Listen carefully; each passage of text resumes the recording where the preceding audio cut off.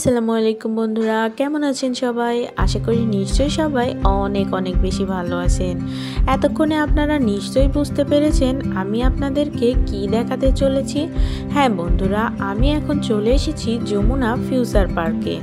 তো এখানে এসে আমার সবার প্রথমেই চোখে পড়লো এত সুন্দর সুন্দর কালেকশনগুলোকে। বাই দ্য ওয়ে, আপনাদের জন্য কিন্তু একটি সারপ্রাইজ থাকছে, তাই অবশ্যই সাথে থাকুন।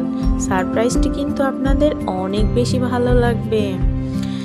এরপরে আমি সামনের দিকে এগিয়ে যাচ্ছিলাম এবং দেখছিলাম চারপাশে এত সুন্দর, মানে যেদিকে তাকাচ্ছি এতই সুন্দর লাগছে যেন মনে হচ্ছে শুধু তাকিয়েই থাকি।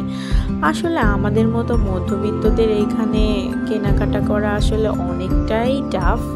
যারা বড় লোক আছে তারা হয়তো এখানে অনেক বেশি কেনাকাটা করতে পারে, কিন্তু আমরা তো মধ্যবিত্ত, এই জন্য আমাদের এখানে আসলে হয় না তেমন। তো চলুন, আমার মতো আপনিও এই সাথে উপভোগ করতে পারবেন সুন্দর সুন্দর কিছু জায়গাগুলো, যেটা দেখলে আপনাদেরও আমার বিশ্বাস অনেক বেশি ভালো লাগবে।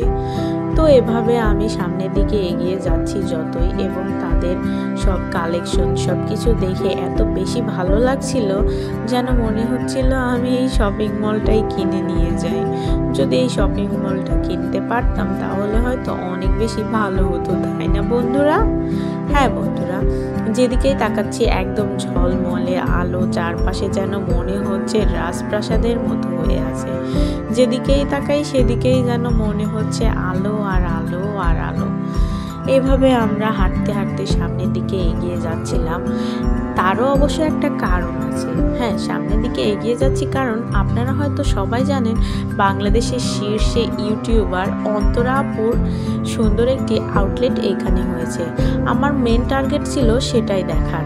তো এভাবে আমি এজন্যই এগিয়ে যাচ্ছিলাম। ইনফ্যাক্ট এই দেখতে পাচ্ছেন সানফ্লাওয়ার, তার সুন্দর একটি কালেকশনের এখানে আপনারা সব কিছুই পেয়ে যাবেন। এক পাশে অন্তরা আপুর, এক পাশে রাকিব ভাইয়ার।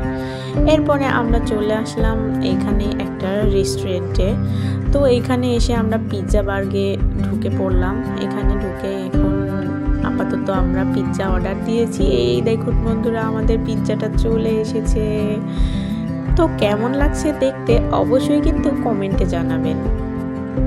এরপরে আমরা সবাই মিলে তো অনেক বেশি মজা করেছি। আমরা তো অনেকেই গিয়েছিলাম। এরপরে আমরা সবাই মিলে অনেক বেশি খাওয়া দাওয়া করে নিলাম, এবং খাওয়া দাওয়া শেষে আমরা এখানে বসে কিছুক্ষণ আড্ডা দিলাম। আড্ডা শেষ করে তারপরে আমরা আবার বাসায় ফিরে আসলাম।